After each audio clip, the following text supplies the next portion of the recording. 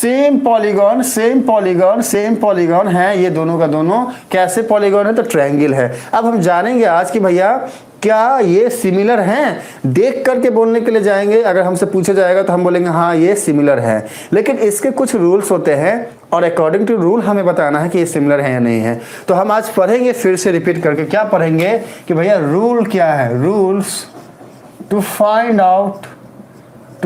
Out क्या, rules to find out क्या, similar type of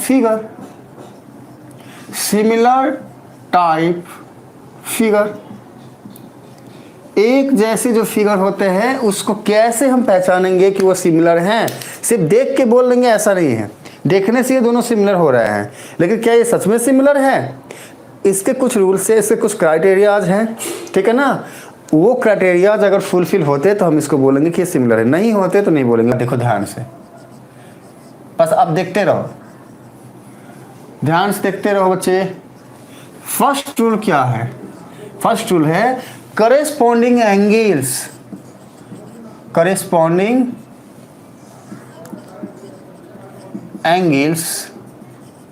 are equal,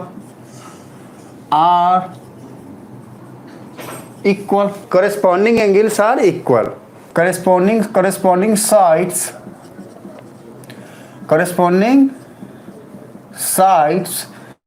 are in same ratio। अब इसको समझ के जाओ, दो पॉइंट है, दो पॉइंट को अगर समझ गए तो पूरा टॉपिक बच्चे समझ में आ जाएगा, ठीक है। अब दो पॉइंट अगर आपने समझ लिया, क्या भैया कॉरेस्पॉन्डिंग एंगल्स क्या होता है और दूसरा कॉरेस्पॉन्डिंग साइड्स क्या होता है, सारी बातें वहीं पे क्लियर हो जाएंगी, ठीक है ना। सर कल कॉल करूंगा आपको बिकॉज आज कुछ प्रॉब्लम है। कोई बात नहीं बच्चे, आप हमको कल फ़ोन कर लीजिएगा, जब भी आपको फुर्सत रहे एक बार पूछ लीजिएगा, हम अगर फ्री रहेंगे तो हम आपसे ज़रूर बात करेंगे। और हमारी नेहा बोले कि सर जी पढ़ाइए ना, है सर जी पढ़ाओ जल्दी से, नहीं पढ़ाओगे तो घुस के पीटेंगे हम फ़ोन से नहीं करके, तो समझ में आएगा। तो हमारी नेहा हमको डांट रही है, हम पढ़ाते हैं। अब सुनो नेहा, देखो यहाँ पे हम क्या बोल रहे हैं कि हम दो डायग्राम बना रहे हैं, इसको ध्यान से देखना। एक बना दिया हमने ऐसा और एक बना दिया हमने ऐसा, एकदम ध्यान से देखो। अब देखो हमने क्या बोल दिया कि भैया तुम हो 80 डिग्री, तुम क्या हो, इसको क्या बोला हमने 60, और हमने इसको क्या बोला 40। अच्छा, हमने इसको बोला ये पॉइंट तुम ए हो, हमने इस पॉइंट को क्या बोल दिया तुम क्या हो बी हो, और हमने इस पॉइंट को क्या बोल दिया तुम क्या हो सी हो, ठीक है। अब देखो इसके बाद वापस से हमने इसको बोला भैया तुम भी हो 80 डिग्री, तुम क्या हो, तुम भी हो 60 डिग्री, और तुम क्या हो, तुम भी हो 40 डिग्री। अच्छा, इस पॉइंट का नाम हमने दिया डी, इसको बोल दिया, इसको हमने बोल दिया ई, और इसको बोल दिया हमने एफ। अब ध्यान समझना बच्चे, ये जो ए बी साइड है ना, इस ए बी साइड का लेंथ हमने बोल दिया कि ये 3 है। ये जो बी सी साइड है ना, बी सी साइड का लेंथ हमने बोल दिया 4 है, और ये जो ए सी साइड है ना, इसका लेंथ हमने बोल दिया 5 है। अब देखो ध्यान से, ये जो डी एफ है ना, डी एफ, इसको बोल दिया हमने ये 4.5 है। ये जो एफ ई है ना बच्चा, एफ ई, इसको बोल दिया हमने ये 6 है, और ये जो डी है ना बच्चा, डी, इसको हमने बोल दिया ये 7.5 है। देखो ध्यान से सुनो बच्चे, एकदम ध्यान से सुनना। हमने आपके सामने दो क्या रखा है, फिगर ड्राइंग किया है, हाँ ड्रॉ करा है, इसको ट्रायंगल बोल सकते हैं, इसको, इस पॉलीगॉन को हम ट्रायंगल बोल सकते हैं। हमने क्या दिखाया है यहाँ पे कि भैया ये जो एंगल है ना, एंगल बी ये है 80 डिग्री, ये एंगल सी है ना ये है 60 डिग्री, और ये जो एंगल ए है ना ये है 40 डिग्री। ठीक उसी तरीके से ए बी का लेंथ है 3, बी सी का लेंथ है 4, ए सी का लेंथ है 5। अब देखो ये वाला ट्रायंगल में एंगल एफ है 80 डिग्री, एंगल ई है 60 डिग्री, और एंगल डी है 40 डिग्री। डी एफ का जो साइड है ना, इसका लेंथ है 4.5, एफ ई का है 6, और डी ई का है 7.5। अब देखो क्वेश्चन क्या पूछेगा हमसे, बताओ कि ये दोनों ट्रायंगल सिमिलर है या नहीं है। तो हमको ऐसे ही देख के नहीं बताना है, हमको रूल के हिसाब से बताना है। तो रूल नंबर 1 क्या है, देखो ध्यान से। रूल नंबर 1 कहता है कि भैया दोनों ट्रायंगल के कॉरेस्पॉन्डिंग एंगल्स इक्वल होने चाहिए। तो अब ये कॉरेस्पॉन्डिंग एंगल होता क्या है बच्चा, इसको सीखो, इसको जानो अच्छे से। हाँ, ये बहुत ही इंपॉर्टेंट पॉइंट है, यहीं पे बच्चे डाउट्स में आते हैं। हाँ, तो हम क्या बोल रहे हैं कि हमको पहला पॉइंट क्या देखना है कि कोरेस्पॉन्डिंग एंगल्स इक्वल है या नहीं। तो अब ये कोरेस्पॉन्डिंग एंगल्स निकालना कैसे है, ये बहुत ही इंपॉर्टेंट पॉइंट है। तो पहला पॉइंट क्या है, कोरेस्पॉन्डिंग एंगल। हमको क्या करना है, कोरेस्पॉन्डिंग एंगल चेक करना है, ये ट्रायंगल का और ये ट्रायंगल का कोरेस्पॉन्डिंग एंगल सेम है या नहीं। तो अब हमको कोरेस्पॉन्डिंग एंगल कैसे जानेंगे कि कौन सा एंगल किसके कोरेस्पॉन्डिंग में है। अब इसको समझो बात को, देखो। अच्छा, हम एक काम करते हैं, क्या करते हैं, हम एक और डायग्राम बनाते हैं। ये है डायग्राम नंबर 1। अच्छा, और एक डायग्राम बनाते हैं, ये हो जाएगा डायग्राम नंबर 2। अब यहाँ से आपको हम अच्छे से समझा पाएंगे। देखो ध्यान से, हमने एक और डायग्राम बना लिया ऐसा, ऐसा देखो ध्यान से। हाँ, यहाँ से पूरा क्लियर हो जाएगा आप लोगों को। हमने क्या किया, एक और डायग्राम बना लिया ऐसा। अच्छा, हम इसको क्या बोल रहे हैं, इसको बोल रहे हैं ए, इसको बोल रहे हैं बी, इसको बोल रहे हैं सी। देखो यहाँ पे ए था, यहाँ बी था, पर हम बी यहाँ ले रहे हैं, सी यहाँ ले रहे हैं, ठीक है ना। अच्छा देखो, ये हमने लिया 80 डिग्री, ये हमने लिया 60 डिग्री, और ये हमने लिया 40 डिग्री। ये साइड हमने लिया 5, ये लिया हमने 6, और ये लिया हमने 7। अच्छा, अब इसको क्या करेंगे, मान लो कि ये हमारा हो गया डी, ये हमारा हो गया ई, और ये हो गया हमारा एफ। इसको बोल दिया हमने ये 40 डिग्री है, ये हमने बोल दिया क्या कि ये 80 डिग्री है, और ये हमने बोल दिया क्या कि ये 60 डिग्री है। ये हमने बोल दिया ये 7.5 है, इसको बोल दिया हमने कि ये 9 है, इसको हमने बोल दिया 10.5 है। अब देखो ध्यान से, ये दो डायग्राम के अंदर में सारे पॉइंट्स आपके क्लियर हो जाएंगे बच्चे, अगर ध्यान से सुनोगे तो। एकदम ध्यान से सुनना। हम सबसे पहले बात करेंगे किसके बारे में, कोरेस्पॉन्डिंग एंगल्स के बारे में। किसके बारे में बात करेंगे, पहला पॉइंट क्या है, कोरेस्पॉन्डिंग एंगल। अब देखो पहली फिगर का करस्पॉन्डिंग एंगल क्या क्या होगा। देखो, जब कभी भी हमको दो ट्रायंगल या कोई भी किसी भी शेप का, दो सिमिलर शेप का कोई भी पॉलीगन गिवन हो और हमको बोले कि बताओ ये सिमिलर है या नहीं, तो सबसे पहले चेक करना क्या है, corresponding angle. Corresponding angle check करने के लिए क्या करेंगे, ध्यान रखना, दोनों ट्रायंगल में या किसी भी सिमिलर शेप वाले पॉलीगन में एक ना एक एंगल इक्वल जरूर रहेगा, ठीक है। एक्चुअली उसका सारे एंगल इक्वल होने चाहिए, क्योंकि हमारा क्या बोल रहा है, corresponding angles are equal, angle equal होना चाहिए। तो हम पहले ढूंढेंगे कि भैया एक वो इक्वल एंगल कौन सा है, कोई भी एक पकड़ेंगे। तो हमने देखा कि भैया यहाँ पे ये वाला 80 डिग्री भी इक्वल है, यहाँ पे ये वाला 80 डिग्री भी इक्वल है, ठीक है। तो हमने बोल दिया भैया तुमको हम, अच्छा इसी को नहीं, ये भी 40 डिग्री इक्वल है, ये भी 40 डिग्री इक्वल है, तो हम इसको भी पकड़ सकते हैं, हम इसको भी पकड़ सकते हैं। मान लो हमने इसको लिया, हमने किसको लिया, 80 को लिया, और इसको हमने बोल दिया ए रे तुम यहाँ पे, जैसे पापा जी नहीं बोलते हैं ए रे खच्चर कहेगा, तुम बदमाशी करेगा, पिटेगा नहीं पकड़ कर, चुपचाप बैठ जा, बैठ कर पढ़ाई कर। हाँ, तो वैसे ही हम इसको क्या बोले, खच्चर कहेंगे, मानेंगे ना, बैठ बैठ कर पढ़ाई कर। तो इसको हमने बैठा दिया, और इसको जब हमने बैठाया तो ये वाला ट्रायंगल का जो ये 80 डिग्री वाला एंगल है, ये बोला ए हमको भी पिटाई पड़ेगा क्या, वो सोचने लगा मन ही मन में। ये पिटाई लगने से पहले, पापा जी इसको डांटने से पहले खुद ही बैठ गया बेचारा, हाँ डरी से बैठ गया। हाँ, ये जो है ना, ये भी होल्ड हो गया। अब समझना बात को, हमने क्या किया, ये वाले एंगल को, ये वाला एंगल को होल्ड कर दिया। अब देखो ये क्या था, एंगल बी था, ये क्या था, एंगल एफ था। तो हमने बोल दिया भैया एंगल बी और एंगल एफ तुम क्या हो, देखो ध्यान से, एंगल बी भी है 80 डिग्री, एंगल एफ भी है 80 डिग्री, ठीक है ना। तो ये दोनों क्या हो गए, इक्वल हो गए। तो पहला कोरेस्पॉन्डिंग एंगल क्या हो गया, एंगल बी है, एंगल एफ है, एंगल बी और एंगल एफ। देखो ध्यान से, पहला कोरेस्पॉन्डिंग एंगल क्या हो गया, angle B and angle F, ये है पहला कोरेस्पॉन्डिंग एंगल, ठीक है। और ये दोनों इक्वल है, हमने यहाँ लिख दिया है। अच्छा, अब देखो, अब क्या करोगे, याद रखना, या तो क्लॉकवाइज जाओगे या फिर एंटी क्लॉकवाइज जाओगे। मतलब क्या है, क्लॉकवाइज जाने का और एंटी क्लॉकवाइज जाने का। देखो ये हमारा क्लॉक है, घड़ी है, देखो ध्यान से, ये हमारा घड़ी है, देखो 3 बज रहा है। हाँ, तो घड़ी कैसे चलता है, घड़ी तो इस तरीके से चलता है ना बच्चा, ऐसे टिक टिक टिक टिक करके ऐसे चलता है, क्लॉकवाइज इसको बोलते हैं। एंटी क्लॉकवाइज क्या हो जाएगा, ऐसे हो जाएगा, ध्यान से समझो।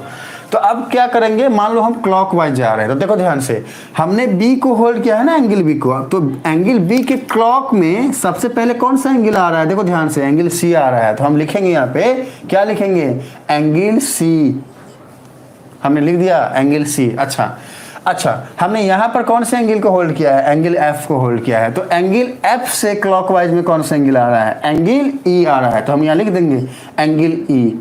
अब देखो ध्यान से, हम क्या किए हैं, हमने क्या किया है, हमने किया है कि ये एंगल बी और एंगल एफ को हमने होल्ड कर दिया है, ठीक है ना। हमने एंगल बी और एंगल एफ को होल्ड करने के बाद एंगल बी से क्लॉकवाइज गए, हमको एंगल सी मिला, हमने लिख दिया, और एंगल एफ से क्लॉकवाइज गए, हमको एंगल ई मिला, हमने लिख दिया। तो यहाँ पे एंगल सी और एंगल ई क्या होगा, कोरस्पॉन्डिंग एंगल होगा। दूसरा वाला देखो, एंगल सी और एंगल ई, ये दोनों एंगल कोरस्पॉन्डिंग होंगे, एंगल सी और एंगल ई कोरस्पॉन्डिंग होंगे। ऐसा नहीं कि एंगल सी और एंगल डी कोरस्पॉन्डिंग हो गया, नहीं, एंगल सी और एंगल ई होगा कोरस्पॉन्डिंग, हमने यहाँ पे लिख दिया। अच्छा, क्या ये दोनों कोरस्पॉन्डिंग एंगल इक्वल हैं? रिप्लाई करो सारे का सारे। एंगल सी और एंगल ई, देखो ध्यान से, ये 60 डिग्री गिवन है angle E, angle C 60 degree given है, क्या ये दोनों इक्वल हैं? हमने जाना कि हाँ भैया, एक कोरस्पॉन्डिंग एंगल हो गया एंगल बी और F, angle B corresponding angle F के, दूसरा हो गया एंगल सी और angle E, angle C corresponding angle E के, और ये इक्वल भी है, ठीक है। अब तीसरा वापस से क्या करेंगे, अब एंगल सी से क्लॉकवाइज जाएंगे तो क्या मिलेगा, एंगल ए मिलेगा, और एंगल ई से क्लॉकवाइज जाएंगे तो क्या मिला, एंगल डी मिला। तो हम क्या बोलेंगे भैया, एंगल ए तुम हो किसके, डी के कोरस्पॉन्डिंग एंगल हो। क्या एंगल ए जो है एंगल डी के कोरस्पॉन्डिंग में है, एंगल ए जो है ना एंड एंगल डी जो है ना, ये कोरस्पॉन्डिंग एंगल हो गया। अब क्या एंगल ए एंगल डी के इक्वल है? हाँ है, क्यों? क्योंकि देखो एंगल डी भी है 40 डिग्री, एंगल ए भी है 40 डिग्री, तो दोनों इक्वल हो गया। तो पहला पॉइंट हमने जाना, अच्छा भैया दोनों ट्रायंगल के जो कोरस्पॉन्डिंग एंगल्स है वो इक्वल है, ठीक है ना। दोनों ट्रायंगल के जो कोरस्पॉन्डिंग एंगल्स हैं वो क्या हैं, इक्वल है बच्चे। अच्छा, तो ये पॉइंट हमारा यहाँ से क्लियर होता है। अब देखो सुनो, अब ये कोरस्पॉन्डिंग एंगल जो है ना, हम इसको थोड़ा सा और समझते हैं सेकंड वाले फिगर से। सेकंड वाले फिगर में देखते हैं कोरस्पॉन्डिंग एंगल क्या क्या होता है। अब देखो सुनो, वापस से सेकंड वाले फिगर में हम एक एंगल को होल्ड करते हैं। चलो इसमें 80 को होल्ड कर, इसमें भी 80 को होल्ड करते हैं। तो देखो 80 यहाँ भी वही है, हमने इसको पकड़ा और इसको होल्ड कर दिया, यहाँ पे भी यहीं पे था, यहाँ पे भी यहीं पे है। लेकिन यहाँ सेकंड वाले फिगर में 80 कहाँ था, यहाँ पे था, एंगल एफ के पास था। लेकिन इस वाले फिगर में 80 डिग्री कौन से एंगल पे बन रहा है, बस इसको भी यहीं पे पकड़ेंगे 80 को। अब मतलब ये होल्ड कर देंगे, देखो ध्यान से, यहाँ पे यहाँ होल्ड किए थे, लेकिन यहाँ पे 80 डिग्री यहाँ है, इक्वल एंगल देखना है, कहाँ है, होल्ड कर दिया। अब क्या करना है, करस्पॉन्डिंग एंगल चाहिए। तो पहला करस्पॉन्डिंग एंगल हमको मिल गया, क्या, एंगल सी और एंगल ई। सेकंड वाले डायग्राम के लिए हमको क्या मिल रहा है, देखो ध्यान से, सेकंड वाले डायग्राम के लिए हमको मिल रहा है कि एंगल सी जो है वो कोरस्पॉन्डिंग एंगल है एंगल ई का, angle C and angle E corresponding angle है। देखो यहाँ पर क्या था, एंगल बी और एंगल एफ थे, ध्यान से देखो, यहाँ पर एंगल सी और एंगल ई हैं, देखो ध्यान से, एंगल सी और एंगल ई है 80 डिग्री पे, समझो बात को। अच्छा, अब देखो अब क्या करना है, अब वापस से क्लॉकवाइज जाएंगे तो पहला एंगल क्या आएगा, एंगल बी आएगा। अच्छा, और अगर हम सुनो, एंगल बी का कोरस्पॉन्डिंग एंगल क्या है, बताओ फटाफट सारे बच्चे। एंगल बी का कोरस्पॉन्डिंग एंगल डी होगा, क्यों होगा, क्योंकि देखो हम सी को जहां होल्ड किए थे वहां से क्लॉकवाइज गए तो बी आया, हमने ई को जहां होल्ड किया है यहां से क्लॉकवाइज जाएंगे तो डी आएगा। तो एंगल बी का कोरस्पॉन्डिंग एंगल क्या हो जाएगा, एंगल बी का एंगल डी हो जाएगा, एंगल बी का एंगल डी हो जाएगा कोरस्पॉन्डिंग एंगल। और लास्ट में हम पूछ रहे हैं कि एंगल ए का कोरस्पॉन्डिंग एंगल क्या होगा, रिप्लाई करेंगे सारे बच्चे। तो क्लियर है ना कि भैया अब बी से हम क्लॉकवाइज जाएंगे ए की तरफ और हम डी से क्लॉकवाइज जाएंगे एफ की तरफ, तो एंगल ए जो है वो एंगल एफ के कोरस्पॉन्डिंग में होगा, एंगल ए जो है वो एंगल एफ के कोरस्पॉन्डिंग में होगा। तो देखो हमने सेकंड फिगर में कोरस्पॉन्डिंग एंगल क्या क्या निकाला, ये ऐसे ऐसे निकाला, ध्यान से देखो, हमने एंगल सी को एंगल ई के बराबर बोला, हमने एंगल बी को एंगल डी के कोरस्पॉन्डिंग में बोला, हमने एंगल ए को एंगल एफ के कोरस्पॉन्डिंग में बोला। अब देखो यहाँ पर क्या था, एंगल सी एंगल ई तो ये कॉमन था, लेकिन एंगल बी के साथ एंगल एफ था, लेकिन यहाँ पर एंगल बी के साथ एंगल डी आ गया, तो कैसे चेंज हो गया, समझे। कोरस्पॉन्डिंग एंगल ऐसे हमें फाइंड आउट करना है, या तो क्लॉकवाइज चलो या एंटी क्लॉकवाइज चलो, दोनों चल सकते हो, मतलब इधर से भी चल सकते हो, ठीक है ना। इधर से चल के हम नहीं बता रहे हैं, क्लॉकवाइज करो, आपका काम चल जाएगा। चलो बाकी आप ट्राई करना, एंटी क्लॉकवाइज भी सेम आएगा। अच्छा अब सुनो मेरी बात, तो हमने क्या किया, सेकंड वाले केस में कोरस्पॉन्डिंग एंगल फाइंड आउट कर लिया। अब हमको देखना है क्या ये कोरस्पॉन्डिंग एंगल, मतलब एंगल सी और एंगल ई, एंगल बी और एंगल डी, एंगल ए और एंगल एफ, ये इक्वल है क्या। देखो ध्यान से यहाँ पे, क्या एंगल सी एंगल ई के इक्वल है, देखो ध्यान से, एंगल लिखा हुआ है दोनों में, एंगल सी एंगल ई के इक्वल है, देखो ध्यान से, एंगल सी एंगल ई के इक्वल है? रिप्लाई करिए बच्चे, क्या एंगल सी एंगल ई के इक्वल है बच्चे? रिप्लाई करिए, इक्वल है। कुंदन भी यस बोल रहा है, शुभम भी यस बोल रहा है, हमारे नेहा दृष्टि भी यस बोल रही है। क्या बात है, बिल्कुल इक्वल है बच्चे। देखो ध्यान से, एंगल सी भी 80 डिग्री है, एंगल ई भी 80 डिग्री है, तो हो गए दोनों इक्वल। अब देखो एंगल बी और angle D, angle B 60 degree है, एंगल डी 60 डिग्री है, तो हो गया ना एंगल बी और डी एंगल डी भी इक्वल। अब देखो एंगल ए भी 40 डिग्री है और एंगल एफ भी 40 डिग्री है, तो हो गया ना ये इक्वल। तो मतलब ये तीनों को तीनों क्रॉसपोंडिंग एंगल क्या है? इक्वल हैं। हमारा क्या था सबसे पहला कंडीशन किसके लिए कि भैया ये दोनों फिगर सिमिलर है या नहीं? तो पहले क्या चेक करना था कि चेक करो कि ये दोनों फिगर के करेस्पॉन्डिंग एंगल्स इक्वल है या नहीं। एंगल सी जो है ना वो एंगल ई के इक्वल है, एंगल बी जो है ना एंगल डी के इक्वल है, और एंगल ए जो है ना वो एंगल एफ के इक्वल है। तो पहला पॉइंट दोनों में करस्पॉन्डिंग एंगल सेम हो गया। अब सेकंड पॉइंट क्या है? Corresponding side. तो करस्पॉन्डिंग साइड कैसे निकालना है ये थोड़ा सा देख लीजिए। करस्पॉन्डिंग साइड को हम पहले वाले के लिए यहाँ पे लिखते हैं, पहले वाले के लिए करस्पॉन्डिंग साइड। बताओ तो क्या है करस्पॉन्डिंग साइड? क्या क्या हो जाएगा पहले वाले के लिए? करस्पॉन्डिंग साइड क्या क्या हो जाएगा बताओ तो। बच्चों वाला क्वेश्चन है ये, बच्चों वाला क्वेश्चन बताओ। जहां पे हमने होल्ड किया हुआ है यहीं से चलेंगे। देखो हमने यहाँ होल्ड किया है ना, तो अब हम इसी पॉइंट से पकड़ेंगे। क्या है? बी सी, पहला आएगा बी सी। देखो ध्यान से, करस्पॉन्डिंग साइड में क्या हो जाएगा? बी सी।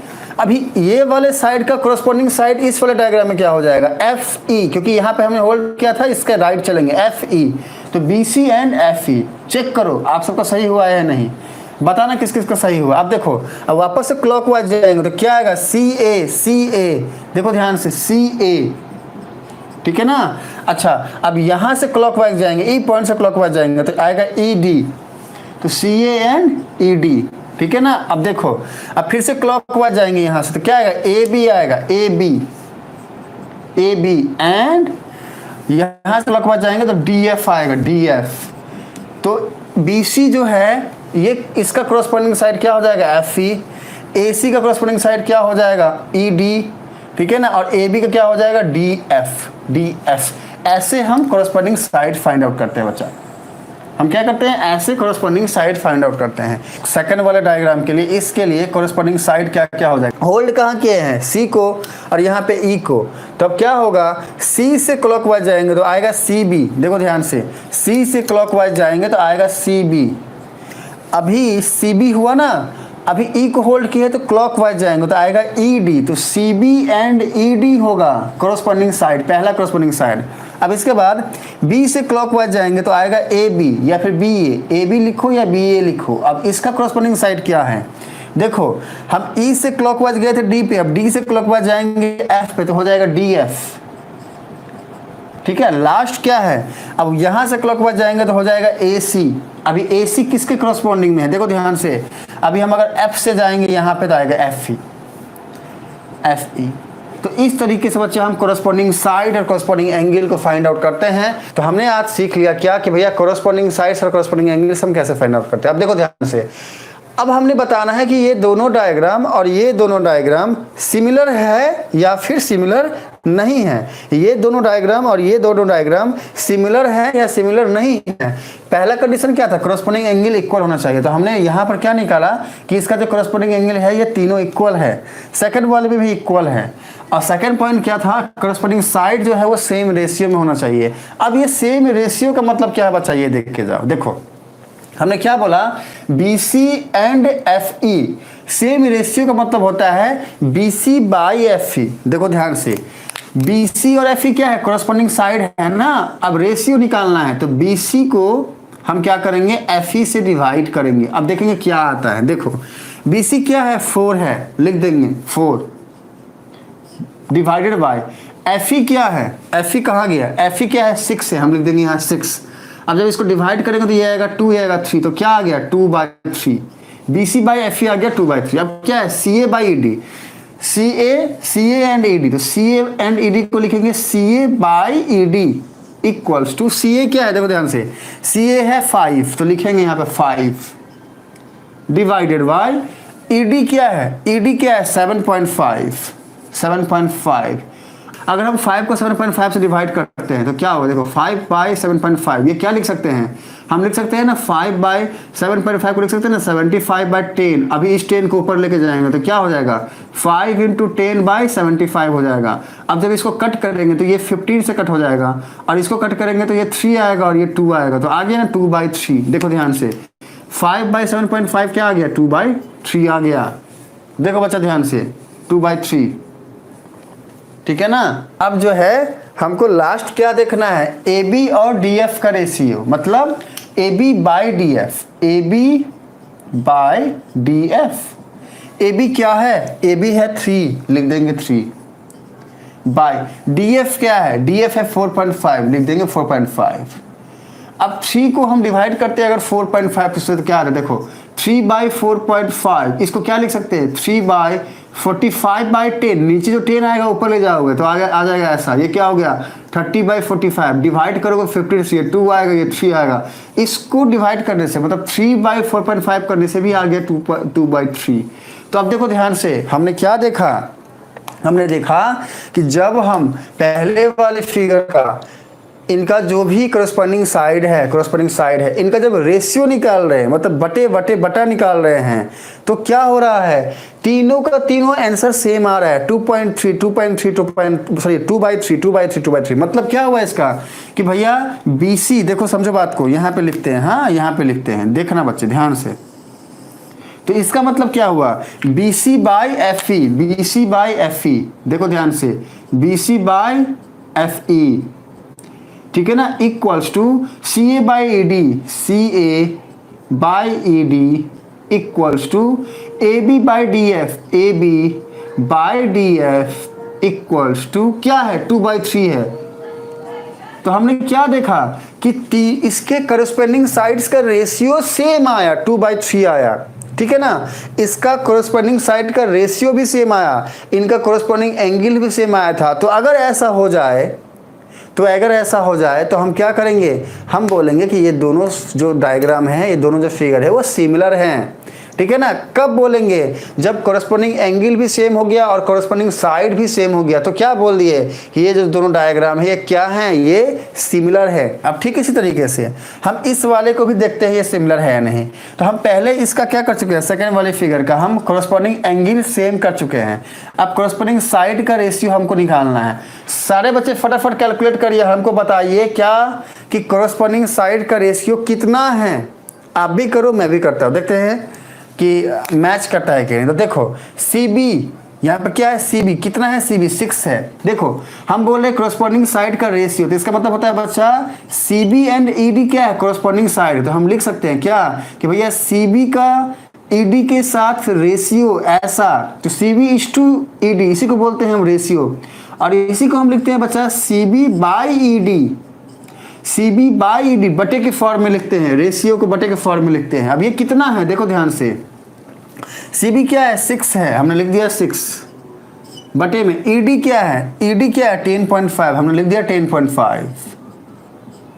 अच्छा ओके, अब देखो, अब इसको सॉल्व करोगे तो ये क्या हो जाएगा, यहाँ पे करते हैं सॉल्व, हाँ थोड़ा सा मैदान को साफ करते हैं, ऊपर में सॉल्व करते हैं, मैदान को साफ करते हैं, ऊपर सॉल्व करते हैं। 6/10.5 है ना। अब इसको क्या लिख सकते हैं, 6/10.5 को 105, नीचे में 10 लिख सकते हैं। अब इस 10 को ऊपर ले जाएंगे तो ये क्या हो जाएगा 6 × 10/105। अब इसको कट करो तो कितने से कट होगा, 3 से काटेंगे तो ये 2 आएगा और ये हो जाएगा 35, ये काटेंगे 7 आएगा, ये आएगा ऐसा कुछ। 4/7 आ रहा है बच्चे, एक बार चेक करिए, रीचेक करिए, देखो तो 4/7 आ रहा है क्या। अब हमने निकालना है AB/DF, मतलब कि AB बटे में DF। अब AB क्या है, AB है 7, DF क्या है, DF है 7.5। अब जब 7/7.5 करते हैं तो क्या होता है, देखो 7.5 को हम लोग 75, ये ऊपर 10 हो जाएगा, ये 2 आएगा, ये 15 आएगा, ये क्या हो गया 14/15। देखो तो क्या होगा, AB एंड DF क्या होगा, देखो तो बच्चे AB एंड DF, AB क्या है 7 है, ठीक है, DF क्या है 7.5 है। तो 7/7.5 कितना आएगा? 14/15 ही आएगा। ओके, अब यहीं पे कैच है, इसको समझो।